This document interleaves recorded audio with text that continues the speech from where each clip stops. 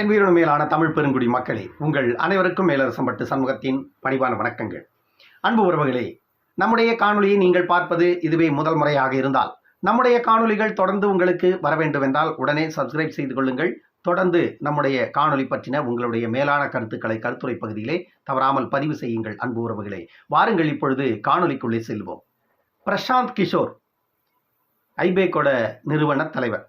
ஐபேக்கோட நிறுவன தலைவர் பிரசாந்த் கிஷோர். இவர் தான் 2021 திமுக ஆட்சி அதிகாரத்துக்கு வரத்துக்கு காரணமாக இருந்தவர். இவர் ஒரு தேர்தல் வியூக வகுப்பாளர். தேர்தல் வியூக வகுப்பாளர்.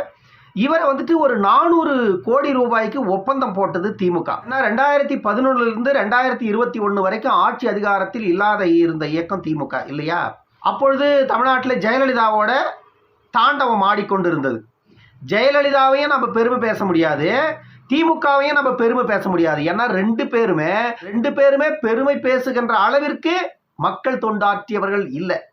இதுல அவருக்கு இவரோ இவருக்கு அவரோ யாரும் குறைந்தவர்கள் அல்ல. ரெண்டு பேருமே ஊழலில் சளைத்தவர்கள் யாரும் இல்லை. ரெண்டு பேருமே ஊழலில் உச்சாணி கொம்பை தொட்டவர்கள். அதனால ஜெயலலிதாவுடைய ஆட்சி தமிழ்நாட்டின் பொற்கால ஆட்சியெல்லாம் இங்க நம்ம புகழெல்லாம் முடியாது. 2011 2021 வரைக்கும் அதிமுக ஆட்சியில ருத்ர தாண்டவம் ஆடிக்கொண்டிருந்த காலகட்டத்தில் ஆட்சி அதிகாரம் இல்லாம சிங்கி அடித்து கொண்டிருந்த கருணாநிதி குடும்பம் ஐபேக்கை கொண்டாந்து 400 கோடிக்கு ஒப்பந்தம் போட்டு தமிழ்நாட்டில் ஆட்சி அதிகாரத்தை பிடிப்பதற்கு தேர்தல் வியூகங்களை வகுத்து தந்தவர் தான் அந்த ஐபேக் நிறுவனர் பிரசாந்த் கிஷோர். அந்த ஐபேக் நிறுவனர் பிரசாந்த் கிஷோர். அந்த பிரசாந்த் கிஷோருடைய வழிகாட்டுதலின் பேர்ல தான் அந்த ஐபேக் நிறுவனம் கொடுத்த ஐடியாவில் தான் இவரு விடியல் பயணத்தை நோக்கி நடந்தாரு. ஸ்டாலின் தான் வராரு, விடியல் தர போறாரு அப்படின்னு நடந்தார் இல்லையா? அந்த நடையெல்லாம் பிரசாந்த் கிஷோர் ஏற்படுத்தி வகுத்து கொடுத்த பாதை தான். அவர் அந்த பாதையெல்லாம் போட்டு கொடுக்கறதுக்கு தான் பிரசாந்த் கிஷோருக்கு 400 கோடி கோபாலபுரத்து குடும்பம் கொடுத்தது. இப்பொழுது ஏன் நம்ம ஐபேக்கை பற்றி பேசுகிறோம் அப்படின்னா, சமீபத்தில் ஒரு கருத்து கணிப்பு வெளியிட்டு இருக்கிறாரு தமிழ்நாடு அரசியலை பற்றி. அவர் என்ன சொல்ல வர்றாரு அப்படின்னா, தமிழ்நாட்டு அரசியலை பற்றி இந்த முறை திமுக தமிழ்நாட்டில் 5 to 10 தொகுதிகள் வெற்றி பெறுவதற்கான வாய்ப்புகள் உண்டு. ஆனால் அதுக்கு மேலே திமுக ஆசைப்படக்கூடாது. ஆனால் அதற்கு மேலே திமுக போடுகின்ற கணக்கு பலிக்காது, திமுக காணுகின்ற கனவுகள் பலிக்காது அப்படின்னு பிரசாந்த் கிஷோர் சொல்றாரு. அதற்கு அவர் சில காரணங்களை சொல்லியிருக்கிறாரு. தமிழ்நாட்டில் பல அமைச்சர்கள் மீது ஊழல் வழக்கு தொடர்ந்து நீதிமன்றத்தில் ட்ரையலுக்கு வந்து கொண்டே இருக்கிறது. அந்த வழக்குகளில் அமைச்சர்களுக்கு எதிராகவே அந்த வழக்கின் தீர்ப்புகள் வருது. பொன்முடியோட வழக்கு, செந்தில் பாலாஜியோட வழக்கு, தொடர்ந்து இந்த மாதிரி பல அமைச்சர்கள் மீது வழக்குகள் பாய்ந்து கொண்டே இருப்பதால அடுத்தடுத்த அமைச்சர்களும் நீதிமன்றத்தின் வளையத்திற்குள் சிக்கி கொண்டிருக்கிறார்கள். இப்படி பல அமைச்சர்கள் ஊழல் வழக்கில் நீதிமன்றத்தில் சிக்கி இருப்பதாலையும், சமீபத்தில் போதைப் பொருள் கடத்தல் வழக்கில் ஜாஃபர் சாதிக் அப்படிங்கிற ஒரு திமுகவினுடைய பொறுப்பாளர் சிக்கியதும், அந்த பொறுப்பாளருக்கு திமுகவினுடைய உடன்பிறப்புகள் நெருங்கிய தொடர்பில் இருந்ததும், திமுகவினுடைய உச்சத்தில் இருப்பவர்களே மு.க. ஸ்டாலின், உதயநிதி ஸ்டாலின், கிருத்திகா ஸ்டாலின், இப்படி இவர்கள் திமுகவினுடைய உயர்மட்டத்தில், திமுகவினுடைய அதிகாரத்தின் உயர்மட்டத்தில் இருப்பவர்களே ஜாஃபர் சாதிக்கோட நெருங்கிய தொடர்பில் இருந்ததும், இந்த போதைப் பொருள் வழக்கு இப்பொழுது பரபரப்பான கட்டத்தை நெருங்கி இருப்பதும், இதுவெல்லாம் தொடர்ந்து தமிழ்நாட்டு மக்கள் மத்தியில் ஒரு பெரிய அதிர்வலைகளை ஏற்படுத்தி இருப்பதால திமுகவின் மீது மக்கள் கடுமையான அதிருப்தியில் இருக்கிறார்கள். இவர்கள் என்ன நம்பிக்கை கொண்டு போய் மக்களுக்கு கொடுத்தாலும், தொடர்ந்து அமைச்சர்கள் எல்லாம் தொகுதியில் போயிட்டு ரவுண்டு கட்டி அடித்தாலும் கூட இவர்களால் வாக்கை பெற முடியாது அப்படின்னு பிரசாந்த் கிஷோர் சொல்றாரு அந்த கருத்து கணிப்புல. அதே போல உதயநிதி ஸ்டாலின் சனாதனம் டெங்கு போன்றது, மலேரியா போன்றது, அதை டெங்குவையும் மலேரியாவையும் எப்படி அடித்து துரத்துகிறோமோ அதுபோல சனாதனத்தை அடித்து துரத்துறோம் அப்படின்னு உதயநிதி பேசின அந்த விஷயங்கள் எல்லாம் மக்கள் மத்தியில் ஒரு பெரிய அதிருப்தியை ஏற்படுத்தி இருக்கிறது. இந்த பிரச்சனைகள் எல்லாம் திமுகவிற்கு எதிராக திரும்பி இருக்கிறது. இதை எதிர்க்கட்சிகள் சரியாக பயன்படுத்தி கொண்டு திமுகவிற்கு எதிராக களத்தில் பிரச்சாரங்களாக வகுத்து கொண்டிருக்கிறார்கள். திமுகவிற்கு எதிராக எதிர்க்கட்சிகள் குறிப்பாக தமிழ்நாட்டில் பாஜக இந்து மதத்திற்கு எதிராகவும் இந்து சமூகத்தின் மக்களுக்கு எதிராகவும் மு.க. ஸ்டாலின் பேசியதையும் உதயநிதி பேசியதையும் சரியாக களத்தில் கொண்டு போய் மக்கள் கிட்ட சேர்த்துட்டு இருக்காங்க. இந்த விஷயங்களை எல்லாம் கேட்கின்ற மக்கள் திமுகவிற்கு எதிராக கண்டிப்பா வாக்களிப்பாங்க.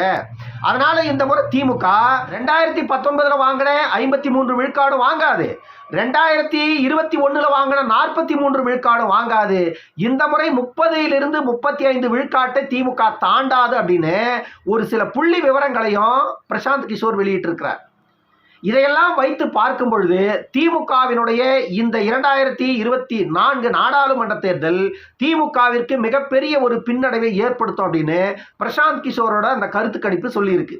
இந்த கருத்து கணிப்புக்கு ஏற்றாற் போலதான் களத்திலையும் நாம பார்த்துட்டு இருக்கிறோம். மக்கள் வந்துட்டு மு.க. ஸ்டாலின், உதயநிதி ஸ்டாலின், கனிமொழி, தயாநிதி, ராசா யாரு எங்கெங்கெல்லாம் தேர்தல் பிரச்சாரத்துல போய் பேசுறாங்களோ அங்கெல்லாம் இவர்களுக்கு எதிரான எதிர்ப்பு குரல் வந்துட்டு மக்கள் மத்தியில களத்துல அப்படியே எழுது. வேட்பாளர்களுக்கு மத்தியில பிரச்சாரம் செய்கின்ற இந்த தலைவர்களுக்கு எதிரிலேயே எதிர்ப்பு குரல் அப்பொழுதே கேள்வி கணைகளாக வருது. சில இடங்கள்ல வாக்கு சேகரிக்காமல் திரும்பி செல்றதையும் நம்ம பார்க்கிறோம். தமிழச்சி தங்கப்பாண்டியனை தென் சென்னையில வாக்கு சேகரிக்கவே விடல மக்கள். தென் சென்னை தொகுதியில தமிழச்சி தங்கப்பாண்டியனை வாக்கு சேகரித்துக்கு உள்ளவே விடல மக்கள். அந்த அளவிற்கு தமிழச்சி தங்கப்பாண்டியனுக்கு தென் சென்னையில அவ்வளவு பெரிய கடும் எதிர்ப்புகள் கிளம்பியது. இப்படி பிரசாந்த் கிஷோர் சொல்ற அந்த கருத்து கணிப்புக்கும் திமுகவிற்கு எதிராக களத்தில் மக்கள் செய்து கொண்டிருக்கின்ற இந்த செயல்பாடுகளையும் வைத்து பார்க்கும் பொழுது திமுக பிரசாந்த் கிஷோர் சொல்ற அந்த இலக்குகளை தாண்டும். திமுக பிரசாந்த் கிஷோர் சொல்ற அந்த இலக்கு 5 அல்லது 10 தொகுதிகள் என்பது திமுகவிற்கு கிடைப்பதே அரிது அப்படின்னு அவர் சொல்றார். அப்படின்னா கண்டிப்பாக இந்த முறை திமுக தமிழ்நாட்டில் மிகப்பெரிய ஒரு தேர்தல் பின்னடைவை சந்திக்க போகிறது. இந்த பின்னடைவை ஒரு முறை திமுக சந்திச்சுட்டா கண்டிப்பாக அதிலிருந்து திமுகவால் எழுந்து நிற்க முடியாது. ஏன் அப்படின்னா 2011 திமுக ஆட்சி அதிகாரத்திலிருந்து வெளியேறும் பொழுது கருணாநிதி முதலமைச்சர், 2016 திமுக சட்டமன்ற தேர்தலை சந்திக்கும் பொழுது கருணாநிதி முதலமைச்சர் வேட்பாளராக இருந்தார். 2021 திமுக சட்டமன்ற தேர்தலை சந்திக்கும் பொழுது மு.க. ஸ்டாலின் முதலமைச்சர் வேட்பாளராக களத்திற்கு வந்தார். இதில் இந்த 10 ஆண்டுகள் ஆட்சியில் திமுக இல்லாத இருந்த காலகட்டத்தில் மு. கருணாநிதி அவர்கள் தமிழ்நாட்டில் இருந்தார். அவர் இருந்த காலகட்டத்திலேயே திமுகவிற்கு எதிராக மக்கள் திரும்பிவிட்டார்கள். ஆனால் 2019 நாடாளுமன்ற தேர்தலும் 2021 சட்டமன்ற தேர்தலும் திமுகவிற்கு சாதகமாக மாற காரணமாக இருந்தது இந்த அதிமுகவின் ஊழல் கூடாரம் செய்த கூத்து. கூவத்தூர் கூத்து, சசிகலா கூத்து, எடப்பாடி கூத்து, தினகரன் கூத்து, ஓபிஎஸ் கூத்து. இந்த கூத்துகள் தான் திமுக வெற்றி பெற காரணமாக அமைந்து போனது. இல்லை என்றால் மீண்டும் திமுக ஆட்சிக்கே வந்திருக்காது. அந்த சூழலை சரியாக பயன்படுத்தி கொண்ட ஸ்டாலின் அவர்கள் அதிகாரத்தை வளைத்து விட்டார். இதுதான் உண்மை. இன்றைக்கு ஸ்டாலினுக்கு ஜால்ரா தட்டி கொண்டிருக்கின்ற ரவீந்திரன் துரைசாமி, மணி பிரியன், இந்த தமிழ்மணி போன்ற இந்த பத்திரிகையாளர்கள் எல்லாம் நேரத்துக்கு தக்க தங்களை மாற்றிக் கொள்ளுகிறவர்கள். அதனால இப்பொழுது ஸ்டாலினுக்கு ஜால்ரா போட்டுட்டு இருக்காங்க. ஆனா இந்த ஸ்டாலினுடைய இந்த ராஜ்யம் ஒரு முறை அதிகாரத்தை பறிகொடுத்தா இவர்களால மீண்டும் அதிகாரத்துக்கு வர முடியாது. அந்த அளவிற்கு திறமை உள்ள தலைவர்கள் இன்றைக்கு திமுகவில் யாரும் கிடையாது. திமுகவினுடைய ஊழல் சாம்ராஜ்யம் கண்டிப்பாக விழுகின்ற காலம் நெருங்கிவிட்டது. அதற்கு மக்கள் சரியாக விழித்துக் கொண்டு பாடம் கற்பித்தீர்களே ஆனால் அடுத்தடுத்து வருகின்ற தேர்தலில் பிரசாந்த் கிஷோர் சொல்றது உண்மையாச்சுன்னா அடுத்தடுத்து வர தேர்தல்களில் தமிழ்நாட்டில் கண்டிப்பாக ஒரு மாற்றம் நிகழும். அந்த மாற்றம் கண்டிப்பாக திமுக அதிமுக இல்லாத மிகப்பெரிய ஒரு மக்கள் சக்தியிடமிருந்து வெளிப்படும். அதை மக்கள் புரிந்து கொண்டு செயல்பட்டால் தமிழ்நாட்டின் தலையெழுத்தை மாற்றி எழுத முடியும். 55 ஆண்டுகளாக நடந்து கொண்டிருக்கின்ற இந்த அநீதி வேரை நம்மால் அறுக்க முடியும். இன்னொரு காணொலியில் சந்திக்கும் வரை உங்களிடமிருந்து விடைபெற்றுக் கொள்வது மேலரசம்பட்டு சண்முகம். நன்றி, வணக்கம் அன்பு உறவுகளே.